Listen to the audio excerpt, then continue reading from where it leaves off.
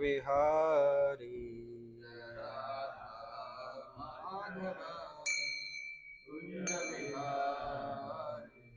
जय राधा माधवा कुंज बिहारी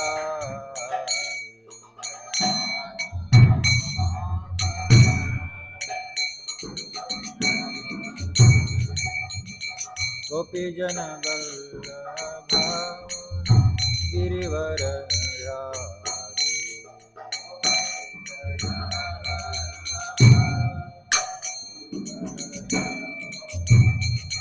गोपी जन वल्लभ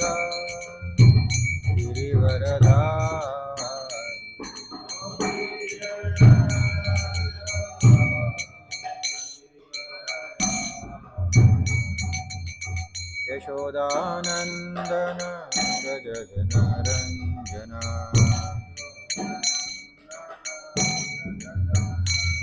यशोदानंदन व्रज जनरंजना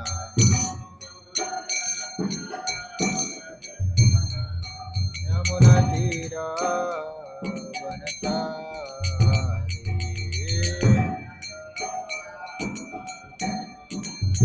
यमुना तीरा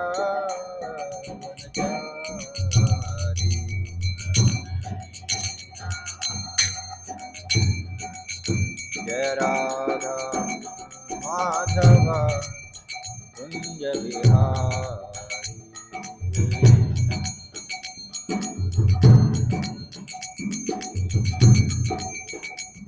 गोपी जन वल्लभ गिरिवरधारी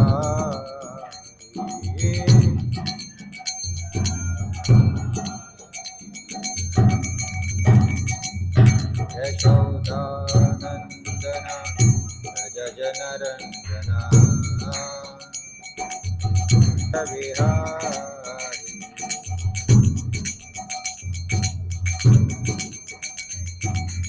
जय राधा माधव कुंज बिहारी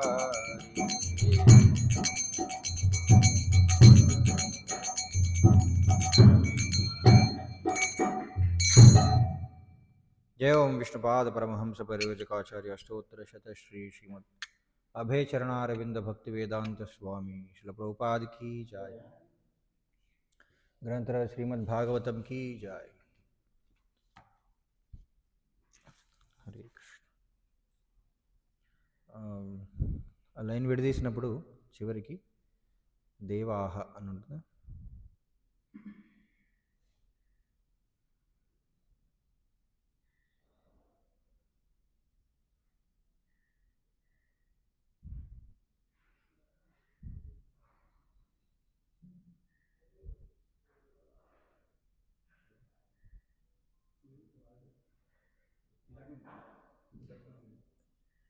అవును.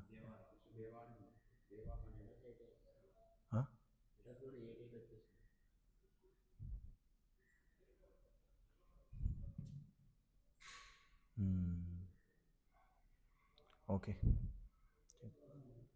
तुषिता नाम ते देवा आसन् स्वायंभुवान्तरे मरीचिमिश्रा ऋषयो यज्ञः सुरगणेश्वरः। చెప్పండి.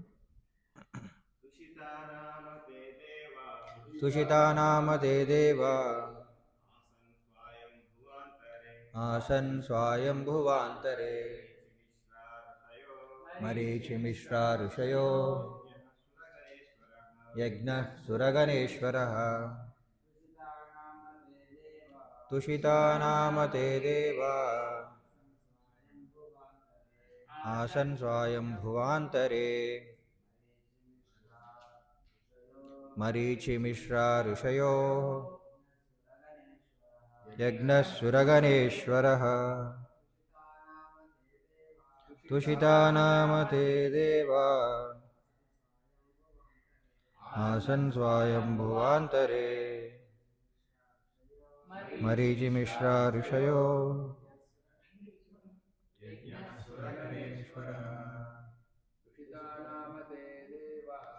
तुषिता नाम ते देव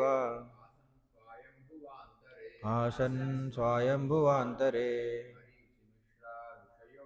मरीचिमिश्रा ऋषयो यज्ञः सुरगणेश्वरः तुषिता नाम ते देवा आसन् स्वायम्भुवान्तरे मरीचिमिश्रा ऋषयो यज्ञः सुरगणेश्वरः ఆన్లైన్లో ఎవరైనా చెప్తారా?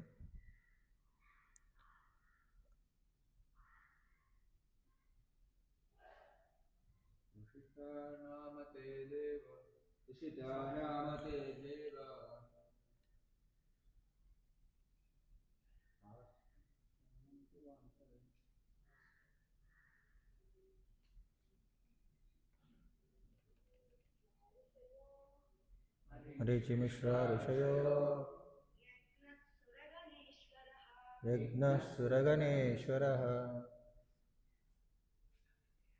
आसन् ऐरि स्वायंभुव స్వాయంభూమనువు అంతరే కాలమున మరీచి మిశ్రా మరీచి అధ్యక్షతన ఋషయ ఋషులు యజ్ఞ విష్ణు భగవానుని అవతారము సురగణేశ్వర దేవరాజు. భావం మరియు భాష్యం కృష్ణ కృపామూర్తి అభయచరణారవింద భక్తి వేదాంత స్వామి శ్రీల ప్రభుపాద వారిచే స్వయంభూమనువు కాలమున ఈ సంతానమంతయు తుషుతులనడి దేవతలుగానైరి. మరీచి సప్త ఋషులకు అధిపతి కాగా యజ్ఞుడు దేవరాజుకు ఇంద్రుడయ్యను. ఒకసారి ముందు శ్లోకం కూడా చదువుతాను. తోష ప్రతోష సంతోషో భద్ర శాంతిరిడస్పతి ఇద్మః కవిర్విభు స్వః సుదేహో రోచనో ద్విషత్. యజ్ఞుడు దక్షిణ దంపతులకు కలిగిన 12 సంతానమునకు తోషుడు, ప్రతోషుడు, సంతోషుడు, భద్రుడు, శాంతి, ఇడస్పతి, ఇద్ముడు, కవి, విభుడు, స్మహ్నుడు, సుదేవుడు, రోచనుడు అని నామకరణము జరిగింది. అది 7వ శ్లోకం. ఇది ఇప్పుడు 8వ శ్లోకం. స్వయంభవమనువు కాలమున ఈ సంతానమంతయు తుషితులనడి దేవతలుగానైరి. మరీచి సప్తఋషులకు అధిపతి కాగా యజ్ఞుడు దేవరాజుకు ఇంద్రుడయ్యను. భాష్యం. స్వయంభూమనువు కాలమున తుషిత నామక దేవతల నుండి మరీచాది ఋషుల నుండి దేవేంద్రులకు యజ్ఞుని వంశజుల నుండి 6 రకముల వారు ఉద్భవించిరి.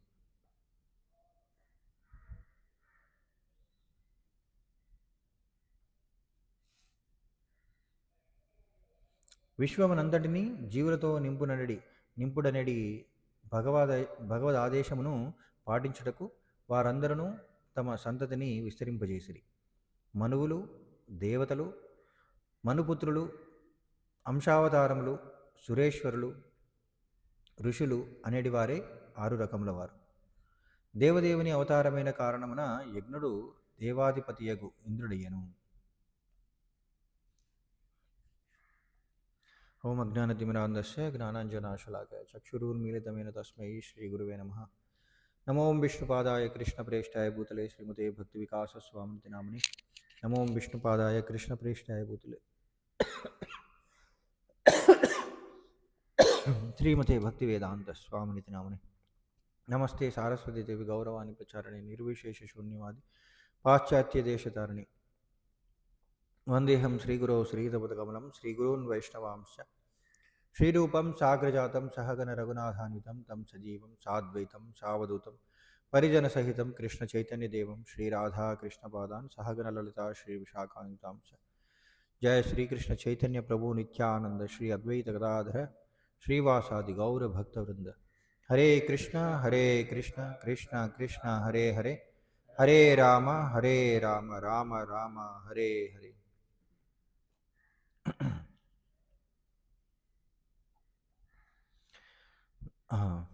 రుచి రుచి మరియు ఆకూతికి జన్మించిన యజ్ఞ.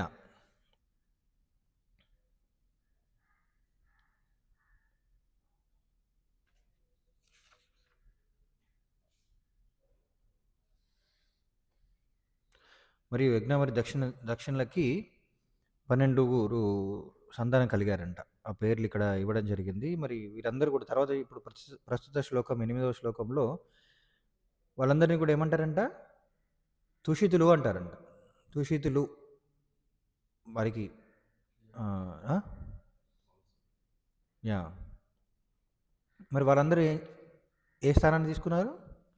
దేవతల స్థానాలను తీసుకున్నారు. మరి తర్వాత మరీచి సప్తర్షులకు అధిపతి కాగా యజ్ఞుడు దేవరాజు ఇంద్రుడయ్యానంట. సో మనం చాలాసార్లు విన్నాం, ప్రభువుల వారు చెప్తుంటారు, శాస్త్రాలు కూడా ఏం చెప్తున్నాయంటే ఈ దేవతల యొక్క స్థానాలన్నీ కూడా అవి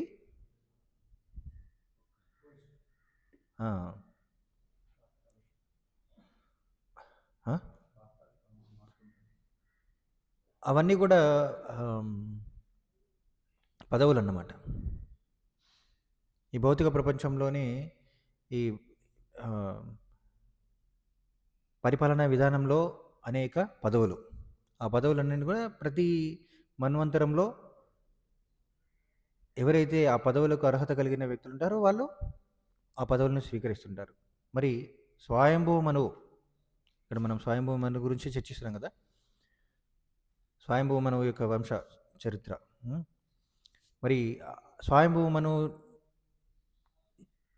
ఆయన పదవీ కాలంలో మరి ఆ పదవులందరినీ స్వీకరించింది ఎవరెవరని కొన్ని చెప్పారనమాట. తుషితులు దేవతలుగా అయ్యారనంట, రకరకాల దేవతలు. అది ఏంటనేది మనం ఇక్కడ వివరించలేదు, కానీ వారందరూ కూడా దేవతల స్థానాన్ని తీసుకున్నారు. మరీచి సప్త ఋషులకు అధిపతి అయ్యాడంట. అంతేకాకుండా యజ్ఞుడు అంటే ఎవరు? స్వయంగా భగవంతుని యొక్క అవతారం, అంశావతారం. ఏం అవతారం? మన్వంతర అవతారం. సో మరి మన్వంతర అవతారంలో భగవంతుడు యజ్ఞుడిగా అవతరించి ఇంద్ర పదవిని స్వీకరించాడంట. మనకందరికీ తెలుసు, ఎవరైతే ఆ పదవులకి అర్హత కలిగిన జీవులు ఎవరూ లేకపోతే ఆ మన్వంతర కాలంలో భగవంతుడు స్వయంగా ఆ పదవుల్ని స్వీకరిస్తాడు. అది బ్రహ్మ అయినా కావచ్చు కదా. ఎందుకోసం?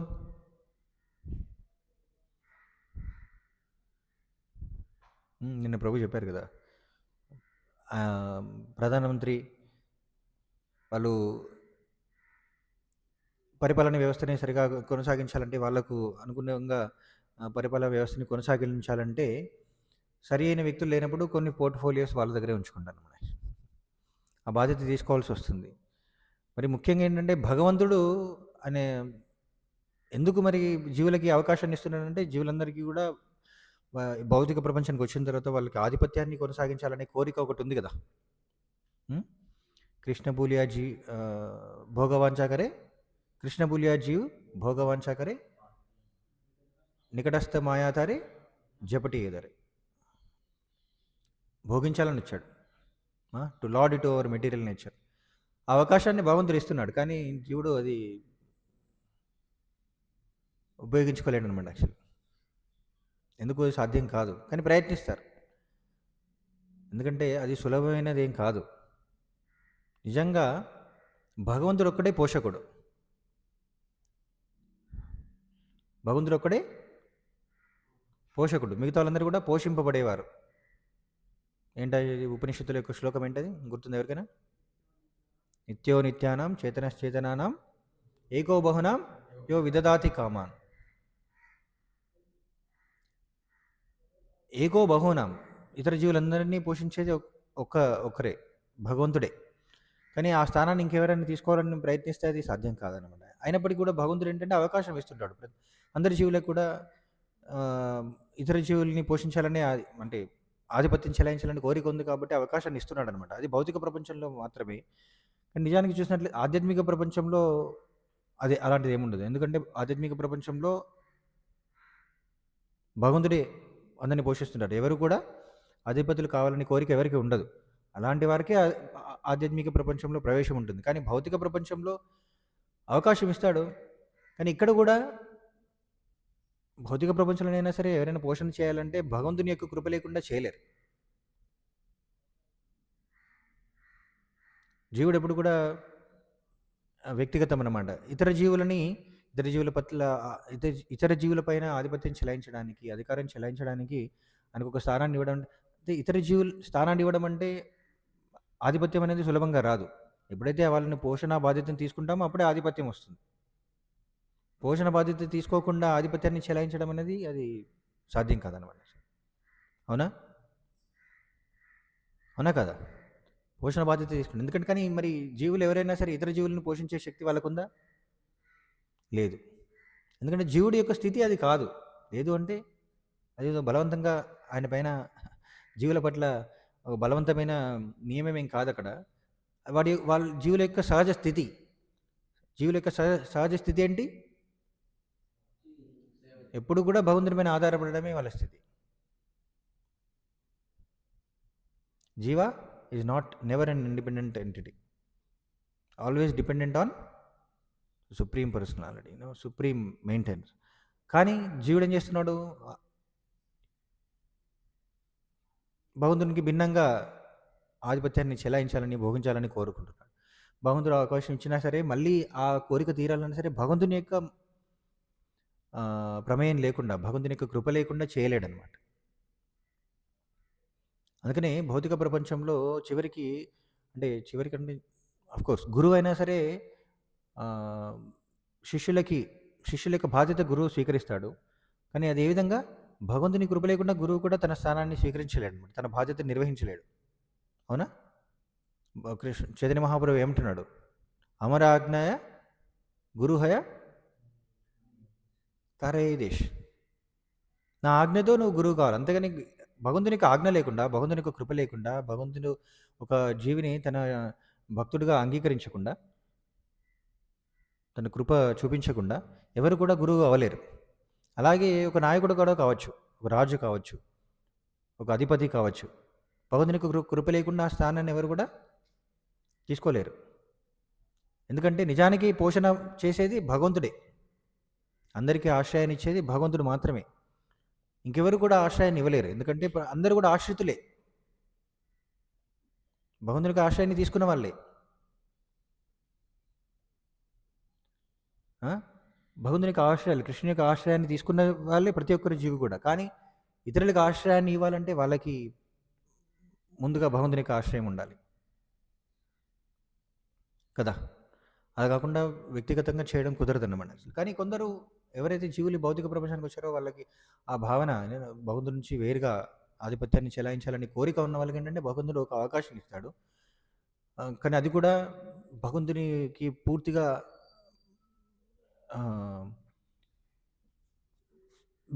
భగవంతునికి వేరుగా సాధ్యం కాదు.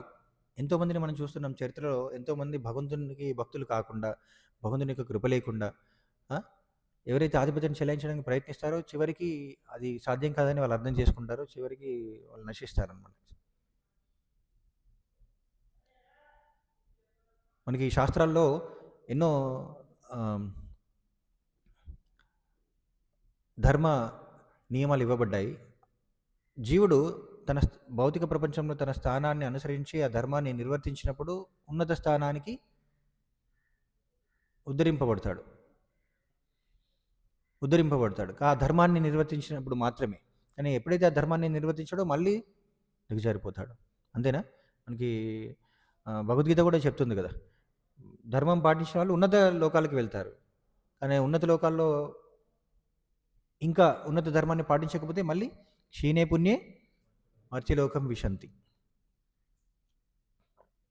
ఆ పుణ్యం నశించినప్పుడు మళ్ళీ భౌతిక భూలోకానికి వస్తారనమాట. యాక్చువల్ అంటే జీవుడు ఏంటంటే ఆ ధర్మాన్ని పాటిస్తున్నంత వరకు తనకి ఉన్నత స్థానానికి వెళ్ళే అవకాశం ఇవ్వబడుతుంది. ఎందుకోసం అంటే ఈ ధర్మాన్ని పాటించడం ద్వారా మాత్రమే నేను ఆ స్థానాన్ని గ్రహించగలుగుతున్నాను, స్వీకరించగలుగుతున్నాను. ఆ ధర్మం అనేది భగవంతుడిచే ఏర్పరచబడింది. అంటే భగవంతుడి నియమానుసారమే, భగవంతుడి యొక్క ఆజ్ఞానుసారమే నేను ఆ స్థానాన్ని తీసుకోగలుగుతున్నాను అనే అవగాహన ఆ జీవుడికి రావాలి. కానీ అలా ఎప్పుడైతే ఆ జీవుడు ఆ భావన కోల్పోతాడో వెంటనే తన స్థానం నుంచి దిగజారిపోతాడు. పతితుడవుతాడనమాట యాక్చువల్లీ. మనం కూడా చాలా సార్లు చూస్తుంటాం. ఇప్పుడు ఇక్కడ మనకి ప్రస్తుత ప్రస్తుత శ్లోకంలో మనం చూసినట్లయితే యజ్ఞుడు అంటే భగవంతుని యొక్క అంశ అవతారం ఆ! దేవరాజు ఇంద్రుడయ్యాడంట. ఇంద్రుని యొక్క స్థానాన్ని తీసుకున్నాడు. ఎందుకంటే ఆ ఇంద్రుని యొక్క స్థానాన్ని తీసుకునే జీవుడు అర్హత కలిగిన జీవుడు ఎవరు లేరు కాబట్టి ఆ స్థానాన్ని స్వీకరించాడు. మనం సాధారణంగా చూస్తుంటాం ఎన్నో సార్లు మనకి పురాణాల్లో గాని, భాగవతంలో గాని మనం చూసాం. 4వ స్కందంలోనే తర్వాత వస్తుంది. ఏంటి పృథు మహారాజు తన యొక్క ధార్మిక నియమ తన ధర్మాన్ని నిర్వర్తించడానికి యజ్ఞాలు చేస్తూ ఉంటాడు.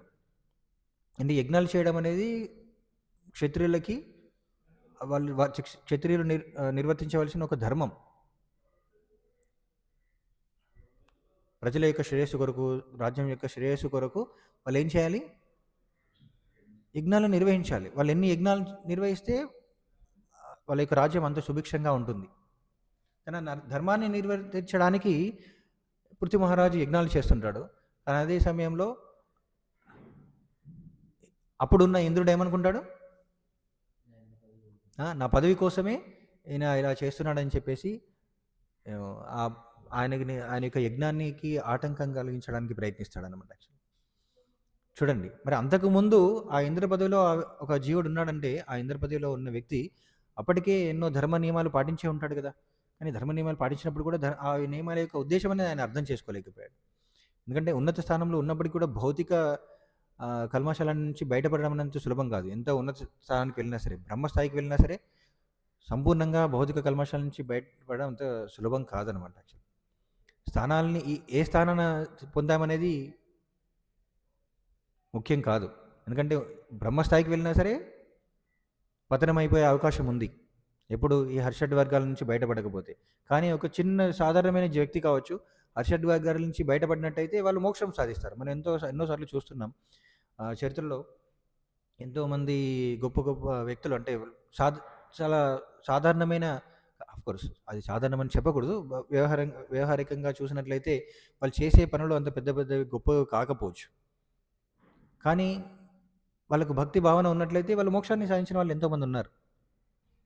ఆధ్యాత్మిక ప్రపంచానికి వెళ్ళిన వాళ్ళు ఉన్నారు. కానీ ఈ ఈ ప్రపంచానంతటిని, ఈ సృష్టిని అంతటిని శాసించే స్థాయిలో ఉన్న ఇంద్రుడు, బ్రహ్మ అలాంటి స్థాయిలో ఉన్న వాళ్ళు కూడా పతితులైన వాళ్ళు ఉన్నారు. అంటే ఏ స్థానంలో ఉన్నామనేది ముఖ్యం కాదు కదా. ఏ భావనతో మన ధర్మాన్ని నిర్వర్తిస్తున్నాం అనేది ముఖ్యం. స్థానం అనేది ముఖ్యం కాదు. ఒక వ్యక్తి అందుకనే భక్తి సిద్ధాంత సరస్వతి ఠాకూర్ వారు ఏమంటారు? నేను a humble sweeper on the road is far better than a charlatan meditator. Humble sweeper on the road is far better than a charlatan meditator.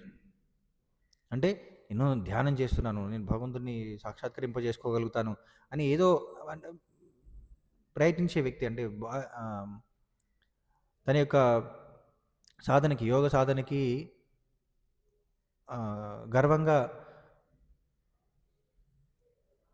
గర్వంతో ఉన్న వ్యక్తి కంటే ఒక వ్యక్తి తన ధర్మాన్ని నిర్వర్తించడానికి అంటే తను రోడ్లు శుభ్రం చేసే వ్యక్తి కావచ్చు. అదే ఆయన ధర్మం, ఆయనకి ఇచ్చిన కర్తవ్యం. ఆ కర్తవ్యాన్ని ధర్మపరంగా, బాధ్యతాయుతంగా, భగవంతుని పైన భక్తి శ్రద్ధలతో నిర్వర్తించినట్లయితే అలాంటి వ్యక్తి చాలా ఉన్నతమైన వ్యక్తి అంట.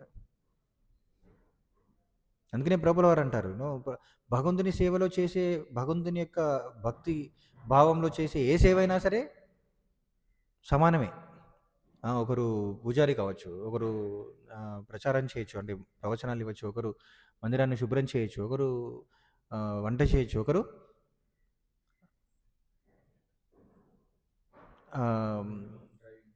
బాత్రూమ్స్ క్లీన్ చేయొచ్చు. కానీ అందరూ కూడా ఒకే స్థాయిలో సేవ చేయొచ్చు భగవంతునికి. వాళ్ళకి ఇచ్చిన ధర్మాన్ని భక్తి భావంతో ఎప్పుడైతే నిర్వహిస్తారో వాళ్ళందరూ కూడా ఒకే స్థాయిలో సేవ చేస్తున్నట్లు అవుతుంది. కానీ బాహ్యంగా ఏంటి, ఎవరు ఏ స్థాయిలో ఉన్నారో వీళ్ళు గొప్పవాళ్ళు మనం అనుకుంటాం. కానీ అది పూర్వజన్మలో మనం చేసిన పుణ్యకార్యాల వలన ఒక వ్యక్తికి ఆ జ్ఞానము అనేది వస్తుంది. కానీ దాన్ని సరిగా వినియోగించకపోతే మాత్రం మళ్ళీ ఆ జ్ఞానం తొలగించబడుతుంది. అది తాత్కాలికం కదా! అది తాత్కాలికం. మీ శరీరంతో వస్తుంది, శరీరంతోనే మళ్ళీ పోతుంది కూడా ఆ జ్ఞానం అనేది. కానీ భక్తి మాత్రం మళ్ళీ మళ్ళీ జన్మ జన్మకి అది క్యారీ ఫార్వర్డ్ అవుతుంది కదా! అవునా కదా! సో, అలా మరి ఇంద్ర పదవిలో ఉన్న వ్యక్తి కూడా మనం చూస్తున్నాం. ఎన్నో సార్లు మనం చూసాను నేను. ఇప్పుడు ఇంద్ర పదవిలో ఉన్న ప్రతి వ్యక్తికి కూడా అదొక రకమైన ఆహ్, భయం అన్నమాట. తన పదవిని ఎవరు ఆక్రమిస్తారో అని చెప్పేసి. కానీ ఇంద్ర పదవికి స్వీకరించడం కూడా అంత సులభం కాదు కదా! 100 అశ్వమేధాలు యజ్ఞం చేయడం అంత సులభమా? ఎంతో ధర్మపరంగా ఉండి, ఎంతో నిష్ఠలతో ఉంటే గాని ఆ స్థానాన్ని అన్ని యజ్ఞాలు చేయలేరు. ఆ స్థానాన్ని పొందలేరు. ఒక విధంగా చూసినట్టయితే ఇంద్ర ఇంద్ర స్థాయిలో ఉన్న ప్రతి ఒక్కరు కూడా భక్తులే. అవునా కదా! ఇంద్రస్థాయిలో ఉన్న ప్రతి ఒక్కరు కూడా భక్తులే. ఎందుకంటే భగవంతుడు విధించిన ధర్మాన్ని పాటిస్తున్నారు కాబట్టి వాళ్ళు భక్తులే. భగవంతుడు చెప్పిన దాన్ని పాటిస్తున్నారు. ఆ ఇంద్రుడు కూడా భక్తుడే. మనం రామాయణంలో చూస్తున్నాం. ఇంద్రుడు వచ్చేసి ఏం చేస్తాడు? సీతకి అమృతాన్ని ఇస్తాడు. అశోకవనంలో సీత ఉన్నప్పుడు ఆ! "నువ్వు చాలా కాలం ఇక్కడ ఉండాల్సొస్తుంది. నీ శరీరం శుష్కించబోకుండా నువ్వు అమృతం ఇది తీసుకో. నీకే కష్టాలు దేహపరంగా, మానసికంగా ఏ కష్టాలు రాకుండా ఉంటాయని." ఆఫ్‌కోర్స్ అక్కడ ఉండడం సీతకి కష్టమే. రాముడి నుంచి దూరంగా ఉండడం. కానీ దేహపరంగా ఏ రకమైన సమస్యలు లేకుండా అంటే సేవ చేయడానికి ఆయన ప్రయత్నిస్తాడు. ఆయన తన వంతు అక్కడ జరగాలని ఉంది. దేవతలు ప్రార్థించడం వల్లనే భగవంతుడు, రాముడు, సీత వచ్చారు. కానీ వాళ్ళకి సేవ చేయడానికి ఇంద్రుడు కూడా వస్తాడు. తర్వాత యుద్ధ సమయంలో ఇంద్రుడు రాముడికి తన రథాన్ని కూడా ఇస్తాడు. అంటే తను భక్తుడు. భగవంతుని పూజిస్తాడు. కానీ శుద్ధ భక్తుడు కాదు. శుద్ధ భక్తుడు అంటే శుద్ధమైన భక్తి అంటే ఏంటి? అహేతుకి అపరితేత నేను అన్యాభిలాషిత శూన్యం జ్ఞానకర్మాదనావృతం ఆనుకుల్యేన కృష్ణానుశీలనం భక్తి ఉత్తమ. సో మరి మిశ్రి దేవతలందరూ కూడా దేవతలందరని కాదు, దేవతల్లో చాలా వరకు మిశ్రిత భక్తులే ఉంటారనమాట యాక్చువల్లీ. అంటే ఎవరైతే మళ్ళీ వాళ్ళ స్థాయి నుంచి మళ్ళీ ఈ భౌతిక ప్రపంచానికి పతితుల పతనం అవుతారో వాళ్ళందరూ కూడా మిశ్రిత భక్తులే అని చెప్పొచ్చు అనమాట యాక్చువల్లీ. సో మనందరం కూడా కావచ్చు, పూర్వజన్మలో మనం కూడా ఆ స్థాయి నుంచి వచ్చిన వాళ్ళం కూడా కావచ్చు. ఎందుకు ప్రతి జీవుడు కూడా బ్రహ్మస్థాయి నుండి వస్తాడంట. మొట్టమొదటిగా ఆయనకి బ్రహ్మ కార్యాన్ని నిర్వర్తించే అవకాశం ఇస్తారు ఎవరైనా సరే ఆధ్యాత్మిక ప్రపంచం నుండి వచ్చే జీవులకి. మనందరం కూడా పతితులైన వాళ్ళమే. ఎందువలన అంటే ఇంకా ఈ హర్షడ్ వర్గాలను విడిచిపెట్టలేకపోతున్నాం కాబట్టి. మరి అలాంటి ఇంద్రస్థాయిలో ఉన్న వాళ్ళు కూడా ఇంద్రుడి స్థాయి పొందడం అంత సులభం కాదని చెప్పుకున్నాం. ఎంతో ధర్మాన్ని పాటిస్తే కానీ మరి వాళ్ళ యొక్క వర్ణాశ్రమ ధర్మాన్ని పాటిస్తే కానీ ఆ స్థాయికి వెళ్ళలేరు. కానీ పాటించిన వ్యక్తి కూడా పరిశుద్ధుడు అవుతారంటే గ్యారంటీ లేదనమాట యాక్చువల్లీ. అందుకని ఎప్పుడు కూడా భక్తి భావన ఏ స్థాయిలో ఉన్నా సరే భగవంతునికి శరణాగతి పొందకపోతే మళ్ళీ ఆ వ్యక్తి పతనం అయిపోతుంటాడు అనమాట యాక్చువల్లీ. భగవంతునికి శరణు పొందడం, భగవంతుని ఆశ్రయంలో ఉండడం అనేది అది ఏ స్థాయిలో ఉన్న జీవుడికైనా చాలా ముఖ్యం అన్నమాట యాక్చువల్లీ. బ్రహ్మస్థాయిలో ఉన్న వ్యక్తికైనా సరే. లేకపోయినట్లయితే ఆ స్థాయిని మళ్ళీ భగవంతుడే తీసుకోవాల్సి వస్తుంది. ఆ పదవిని భగవంతుడే పోషించాల్సి వస్తుంది. ఇక్కడ మనకి యజ్ఞుడి యొక్క బాధ్యతల్ని ఇంద్రుడి యొక్క బాధ్యతల్ని స్వయంగా యజ్ఞుడే స్వీకరించాల్సి వచ్చిందన్నమాట.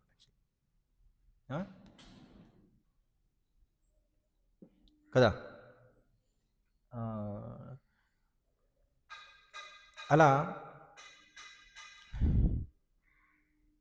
అంతేకాకుండా మనకి దీని ద్వారా మనకు అర్థమయ్యేది ఏంటంటే ఎవరైనా సరే ఒక దేవతల బాధ్యతలనే కాదు, ఒక గురువు కావచ్చు, తల్లిదండ్రులు కావచ్చు, ఎవరైనా సరే వాళ్ళపైన ఆధారపడే వాళ్ళ యొక్క పోషణ బాధ్యతలు తీసుకోవాలంటే ముందుగా వాళ్ళు భగవంతుని యొక్క రక్షణలో ఉండాలి.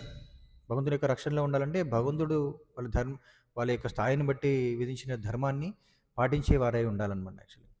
కానీ దురదృష్టం ఏంటంటే ఎంతో కష్టపడితే కానీ ఒక స్థాయికి వెళ్ళలేరు. ఒక ఇంద్రుడి పదవికి ఒక వ్యక్తి అర్హత సాధించాడంటే దాని అర్థం ఏంటి? ఆ ధర్మాన్ని దానికి కావాల్సిన ధర్మాల్ని పాటిస్తున్నాడనే అర్థం. కానీ ఒకసారి ఆ స్థాయికి వెళ్ళిన తర్వాత అదే ధర్మాన్ని, అదే భావనను కొనసాగించే అవకాశం ఉందా అంటే చాలా కష్టం అన్నమాట యాక్చువల్లీ. అంత కష్టం కాదు. ఒక వ్యక్తి యొక్క అర్హతను చూసి ఉన్నతమైన స్థానాన్ని ఇవ్వచ్చు. ఒక అధికారి స్థానాన్ని ఇవ్వచ్చు. లేకపోతే మనం సాధారణంగా చూసినా సరే ఒక కాలేజీలో ఇప్పుడు ఒక ఐఐటీలో మనం చేరాలంటే ఒక వ్యక్తికి పరీక్ష పెడతాం. పరీక్ష దేనికోసం అంటే ఈ ఐఐటీ చదవడానికి ఈ వ్యక్తి అర్హుడా కాదా అని చెప్పేసి పరీక్ష పెడతాం. ఐఐటీకి వెళ్ళిన తర్వాత ఖచ్చితంగా పాస్ అవుతాడా అంటే ఆ వ్యక్తి పైన ఆధారపడి ఉంటుంది. మళ్ళీ అదే ఆహ్, శ్రద్ధని కొనసాగిస్తే పాస్ అయ్యే అవకాశాలుంటాయి. కానీ ఖచ్చితంగా కొనసాగించగలుగుతాడా అంటే గ్యారంటీ లేదన్నమాట యాక్చువల్లీ. అలానే ఏంటంటే ఒక వ్యక్తి ఉన్నత స్థాయికి అంటే అందుకనే ఇవన్నీ కూడా పరీక్షలనమాట యాక్చువల్లీ. భౌతిక ప్రపంచంలో జీవికి పరీక్ష. మళ్ళీ ఉన్నత స్థానాన్ని అంటే ఏ స్థానాన్నైనా సరే తను ఉన్న స్థానంలో తన స్థానానికి అనుగుణంగా విధించబడిన ధర్మాన్ని భక్తి భావనలో, సేవా భావనలో భగవంతుని యొక్క ప్రతినిధిగా తన సేవను కొనసాగించగలిగినప్పుడు మాత్రమే ఆ వ్యక్తి మళ్ళీ ఆధ్యాత్మిక ప్రపంచానికి అనుమతించబడతాడనమాట. ఎందుకంటే ఆధ్యాత్మిక ప్రపంచంలో ప్రతి ఒక్కరు కూడా ఏ స్థానంలో ఉన్నవారికైనా ఆ భావన అనేది అవసరం అనమాట యాక్చువల్లీ. ఏంటి భగవంతుని యొక్క సేవకుడిని. ఆ సేవా భావన అనేది ఉన్నప్పుడే వాళ్ళు ఆ స్థానంలో కొనసాగలరనమాట యాక్చువల్లీ. లేకపోతే మళ్ళీ భౌతిక ప్రపంచంలో లాగా వాళ్ళు ఉన్నత స్థానాన్ని పొందినా సరే ఆ సేవా భావాన్ని ఎప్పుడైతే ఆ వ్యక్తిలో నశించిపోతుందో వాళ్ళు మళ్ళీ పదవి నుంచి తొలగించబడతారు కదా. అది ఏ స్థాయినని కావచ్చు, గురువు స్థాయినని కావచ్చు. గురువు స్థానమైనా సరే ఆ వ్యక్తి విడిచిపెట్టాల్సిందే. అందుకని చైతన్య మహాప్రభు అన్నాడు అనమాట, అమారాజ్ఞ గురుహయ తరే దేశిను, అంటే నా ఆజ్ఞ ద్వారా. అందుకని గురువు ఎప్పుడు కూడా, గురువు అంటే దీక్షా గురువు కావచ్చు, శిక్షా గురువు కావచ్చు, ఇలా ఒక పోషకుడి యొక్క బాధ్యత తీసుకుని ఎవరైనా కావచ్చు, ఒక తండ్రి కావచ్చు, తల్లిదండ్రులు కావచ్చు, ఒక రాజు కావచ్చు, ఎవరైనా సరే వాళ్ళ యొక్క బాధ్యతని ఎప్పుడు కూడా భగవంతుని యొక్క సేవకుని అనే భావనలోనే కొనసాగించాలన్నమాట. సో అలాంటి అర్హత కలిగిన వ్యక్తి లేనప్పుడు అలాంటి బాధ్యత స్వయంగా భగవంతుడే తీసుకోవాల్సి వస్తుందన్నమాట ఈ శ్లోకంలో చెప్పిన విధంగా. సో మరి మిగతా యజ్ఞుడు ఇంద్రుని యొక్క స్థానాన్ని తీసుకున్నాడు. మరీచి సప్తర్షులకు అధిపతిగా అయ్యాడంట. ఇంకా ఈ తుషితులు దేవతల యొక్క స్థానాన్ని తీసుకున్నారు. ఇది ఒక మన్వంతరంలో ఆ పదవీ కాలం అన్నమాట. మనకి ఎలాగైతే ఒక దేశంలో ప్రభుత్వం ఎలా ఉంటుంది, ఒక ప్రభుత్వం మారినప్పుడు ఒకసారి ఎలక్షన్స్ జరిగిన తర్వాత ప్రభుత్వం మారినప్పుడు అందులో పదవులన్నీ కూడా మారిపోతుంటాయి కదా. సో అలా ఈ స్వయంభూ మను సమయంలో వీళ్ళందరూ కూడా వారి వారి స్థానాల్లో పదవుల్ని ఎవరెవరు స్వీకరించారనేది ఇక్కడ మనకి వివరిస్తున్నారు. తుషితులు ఎవరైనా తోషుడు, ప్రతోషుడు, సంతోషుడు అని వాళ్ళ పేర్లు ఇవ్వడం జరిగింది ఇక్కడ.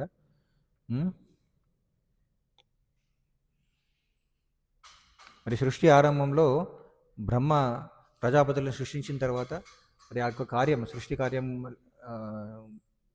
జరిగిపోయిన తర్వాత భౌతిక ప్రపంచంలో జీవుల యొక్క సంఖ్య పెంచడానికి, జీవుల్ని ఉత్పత్తి చేయడానికి ఈ ప్రజాపతులు బ్రహ్మ ద్వారా ఉపదేశాన్ని ఇవ్వబడ్డారన్నమాట యాక్చువల్లీ. కాబట్టి వాళ్ళ యొక్క బాధ్యతల్ని నిర్వర్తించడానికి వారు వాళ్ళ యొక్క స్థానాన్ని స్వీకరిస్తున్నారు.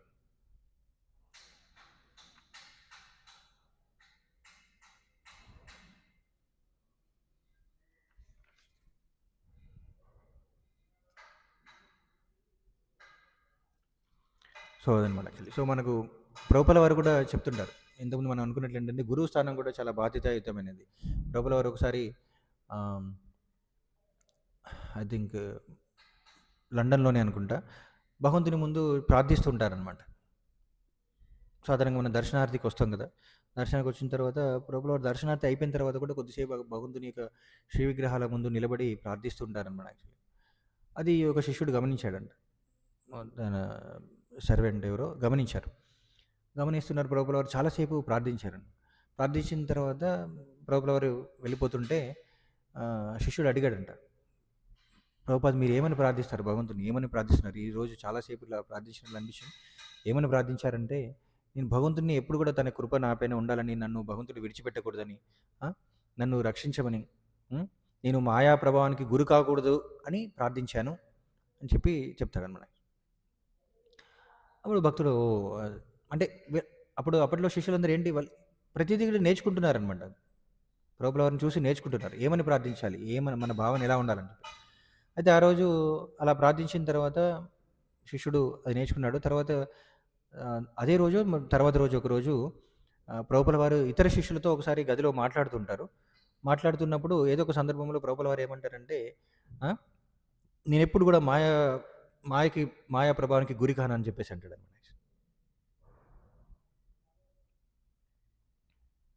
నేనెప్పుడు గూడా మాయా ప్రభావానికి గురి కాను అని చెప్పేసి అంటాడు. అలా మాట్లాడినప్పుడు ఎవరైతే అప్పుడు ప్రశ్న అడిగారో ప్రభువుల వారిని అక్కడ దర్శనార్థి తర్వాత ప్రభువులు ప్రార్థించడం చూసారో, ఆ భక్తుడు కూడా అక్కడే గదిలో ఉంటాడనమాట. ఆయన అనుకుంటాడనమాట. ఆయన మళ్ళీ తర్వాత వాళ్ళందరూ వెళ్ళిపోయిన తర్వాత అడుగుతాడంట ప్రభువుల వారిని. ప్రభుపాద్ మీరు మొన్ననే చెప్పారు కదా! భగవంతుడిని ప్రార్థిస్తున్నాను మాయా ప్రభావానికి గురి కాకుండా రక్షించమని. మరి ఇవాళ మీరు అంత ధైర్యంగా ఆ! నేను మాయా ప్రభావానికి గురి కానని చెప్పేసి అలా డిక్లేర్ చేశారు. ఆ! అని చెప్పేసి అడిగారంట. అవును. నేనలా ప్రార్థిస్తున్నాను కాబట్టి మాయా ప్రభావానికి గురిగాను అని చెప్పేసి అంటాడు. ఎప్పుడైతే భగవంతుని యొక్క రక్షణ నేను మర్చిపోతానో మాయా ప్రభావంలో ఉన్నట్లు. దాని అర్థం అదనమాట యాక్చువల్‌గా. ఎప్పుడైతే మనం భగవంతుడిని ప్రార్థించడం ఆపేస్తామో అప్పుడు మాయలో ప్రవేశించినట్లు అనమాట యాక్చువల్‌గా. మాయ ప్రభావానికి గురి కాకుండా మనం చేసే ప్రతీది కూడా భగవంతుని యొక్క కృప వల్లనే చేయగలుగుతున్నాము. భగవంతుని కృప లేకపోతే మనం ఏ పని చేయలేమనే భావన ఉంటుందో అప్పుడు భగవంతుని యొక్క రక్షణ మనకు ఉన్నట్లనమాట యాక్చువల్‌గా. సో, అందుకనే నేను ప్రార్థించాను. ప్రార్థిస్తున్నాను. ప్రార్థించినంత వరకు భగవంతుని రక్షణలో ఉంటాం. అది ఎప్పుడు ప్రార్థించాలి? ఎప్పుడో ఒకసారి ఉదయాన్నే దర్శనార్థి సమయంలోనే కాదు. ప్రతి క్షణం కూడా మనకి అదే భావన ఉండాలనమాట యాక్చువల్లీ. మనం భగవంతుని యొక్క సేవకులం. భగవంతుని రక్ష ఉంటే తప్ప నేను ఏ బాధ్యతను నిర్వర్తించలేను అనే భావన అనేది అవసరం అన్నమాట యాక్చువల్లీ. అందుకే ప్రభువుల వారు చెప్తుంటారు. మీరు ఖచ్చితంగా ఉదయం కార్యక్రమం పూర్తిగా సరియైన భావనలో చేయగలిగితే మీరు ఏదైనా సరే మీకు ఇచ్చిన బాధ్యతలను సంపూర్ణంగా నిర్వర్తించగలరని చెప్తారు. ఎందుకంటే ఉదయం కార్యక్రమం ఎందుకు ఇచ్చారు మన కోసం? రోజంతా కూడా మనం చేసే సేవ సరైన భావంతో చేయాలంటే ఉదయం కార్యక్రమం అంతా కూడా సరైన భావంతో చేయగలగాలి. రోజంతా కూడా భగవంతుని స్మరించగలగాలి. కనీసం మనం ఏం చేశారంటే మన మనసును సిద్ధం చేయడానికి, రోజంతా మనం చేసే సేవలకి సిద్ధం చేయడానికి ఏం చేశారు? 16 మాలలు జపం చేయమన్నారు. ఉదయాన్నే భగవంతుని ప్రార్థించమన్నారు. కానీ అది యాంత్రికంగా చేస్తున్నాం అనుకోండి, ఏమవుతుంది? మనం రోజు చేసే కార్యక్రమాలు కూడా యాంత్రికంగానే అయిపోతాయి. అంతిమంగా మనకేమనిపిస్తుందంటే, నేను ఎంత సేవ చేశాను, అయినా సరే నాకు గుర్తింపు రాలేదనుకుంటాను యాక్చువల్లీ. ఎందుకంటే చాలా పెద్ద పెద్ద బాధ్యతలు తీసుకునే వాళ్ళు కూడా ఉంటారు. కానీ వాళ్ళు ఉదయం కార్యక్రమం సరిగా సరియైన భావంతో సాధన చేయలేకపోయారనుకోండి, వాళ్ళలో అహంకారమే పెరుగుతుంది. ఇదంతా నేను చేస్తున్నానని అనుకుంటారు కదా. ఇస్కాన్‌లో కూడా చాలామందికి అలా జరిగిపోయింది. ఎంతోమంది ఉన్నత స్థానంలో ఉన్న వాళ్ళు కూడా వాళ్ళు మాయ ప్రభావానికి గురయ్యారు. ఎందుకంటే అందరూ చాలా వరకు గమనించింది ఏంటంటే వాళ్ళకి ఇచ్చిన సాధనని సరైన భావనతో, ముఖ్యంగా మార్నింగ్ ప్రోగ్రామ్ ఉదయం కార్యక్రమాలని సరైన భావంతో చేయకపోవడమే అని చెప్పేసి చాలామంది చెప్తుంటారు అన్నమాట. యాక్చువల్లీ చాలామంది గురువులు, సన్యాసులు చెప్తుంటారు. ఎందుకంటే ఇస్కాన్‌లో అది ఎంతోమంది గొప్ప గొప్ప స్థానంలో చాలా ప్రచార కార్యక్రమాలు, గొప్ప గొప్ప ప్రచార కార్యక్రమాలు చేసిన వాళ్ళందరూ కూడా వాళ్ళ స్థాయిని కొనసాగించలేకపోయారనమాట యాక్చువల్లీ. ఎందుకంటే వాళ్ళు భగవంతుని యొక్క కృప నుండి వాళ్ళే తొలగిపోయారు యాక్చువల్లీ. ఒక విధంగా చెప్పాలంటే వాళ్ళే తప్పుదోవ పట్టారు. ఎలా తప్పుదోవ పట్టారంటే వాళ్ళకి ఇచ్చిన సాధనని సరిగా నిర్వర్తించకపోవడం, సరిగా నిర్వహించకపోవడం. అంటే ఉదయం కార్యక్రమం జపం కావచ్చు, ఉదయం కార్యక్రమం హాజరు కావడం కావచ్చు. వాళ్ళకి ఏవైతే నియమాలు ఇవ్వబడ్డాయో ఆ నియమాలని పాటించకపోయినట్లయితే పతనమైపోతారనమాట యాక్చువల్లీ కదా. సో మరి భగవంతుని కృప ఎందులో ఉంటుందంటే మనకు భగవంతుడు ఇచ్చే ధర్మ నియమాల్లోనూ మరియు గురువు ఇచ్చే ఆదేశాలను ఉంటుందన్నమాట యాక్చువల్లీ. భగవంతుని కృప అందులోనే ఉంటుంది. అది పాటించేంత వరకు మనం రక్షింపబడతాం. మనపైన భగవంతుని కృప ఉంటుంది. భగవంతుని కృప ఎలా ఉంటుంది? ఎలా వస్తుందంటే ఇలానే వస్తుంది.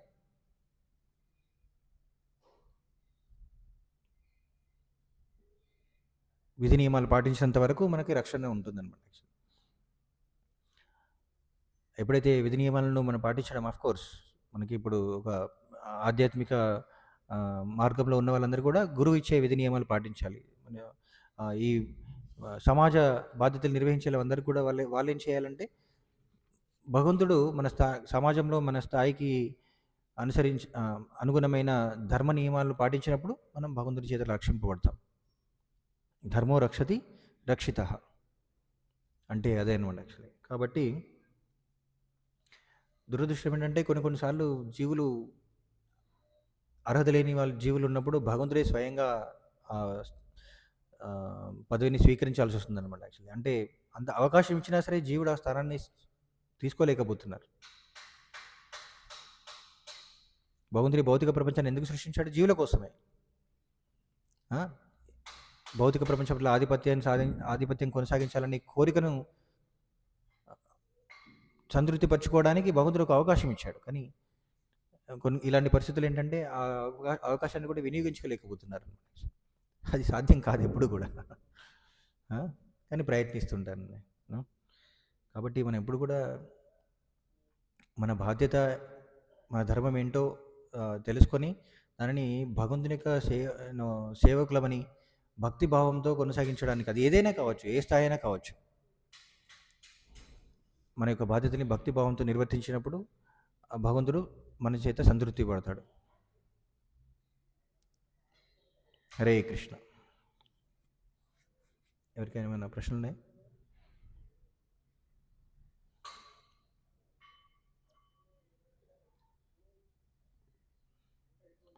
ఏమైనా ప్రశ్నలు ఉన్నాయా?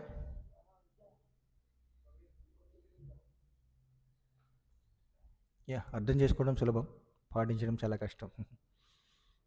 ఇవాళ చర్చించిన దానిలో అర్థం కానిది అంటే ఎంత కష్టమైనది ఏం లేదు కదా. ఏముంది, అంత తెలిసిందే, కానీ పాటించడం చాలా కష్టం అన్నమాట. అందుకనే మాయ చాలా శక్తివంతమైనది.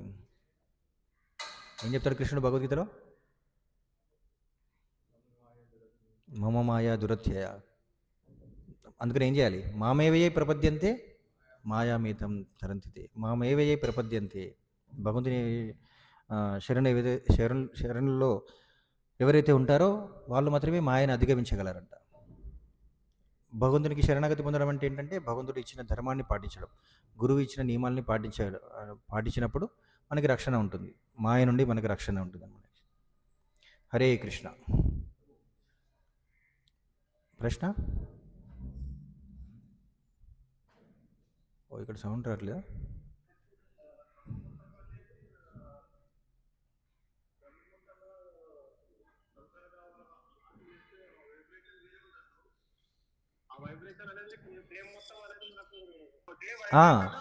ఇప్పుడు ప్రభుల అవును, ఉదయం కార్యక్రమం అంతా కూడా ఎవరైతే పూర్తిగా హాజరవుతారో పూర్తిగా, అందుకనే అంటారనమాట యాక్చువల్లీ అటెంటివ్ సాధన అంటారనమాట. యాక్చువల్లీ అటెంటివ్గా ఒకవేళ ఉదయం కార్యక్రమం హాజరైనా సరే అది నిర్లక్ష్యంగా, అటెంటివ్ అంటే ఏంటి?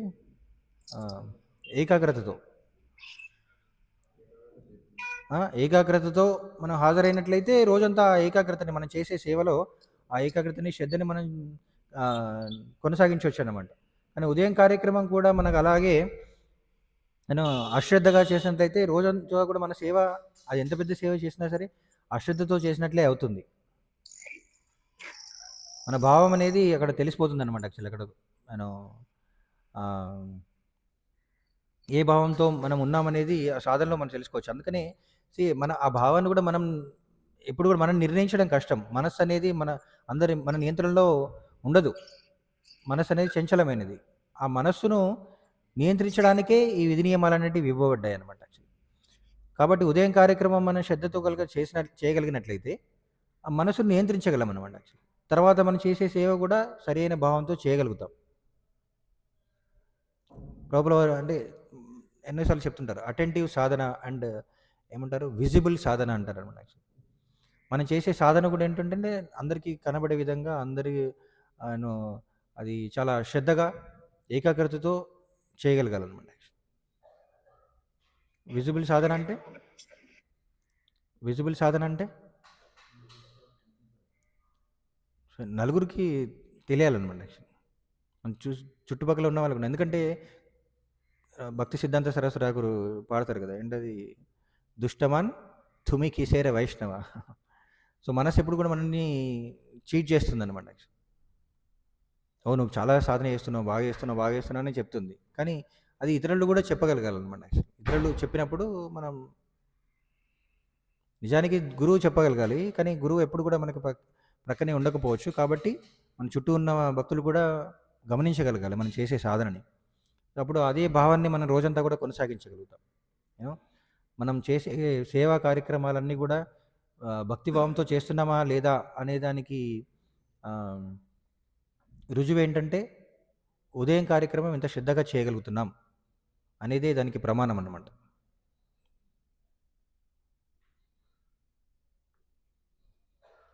హరే కృష్ణ. ఇంకా ఏమైనా ప్రశ్నలు ఉన్నాయా?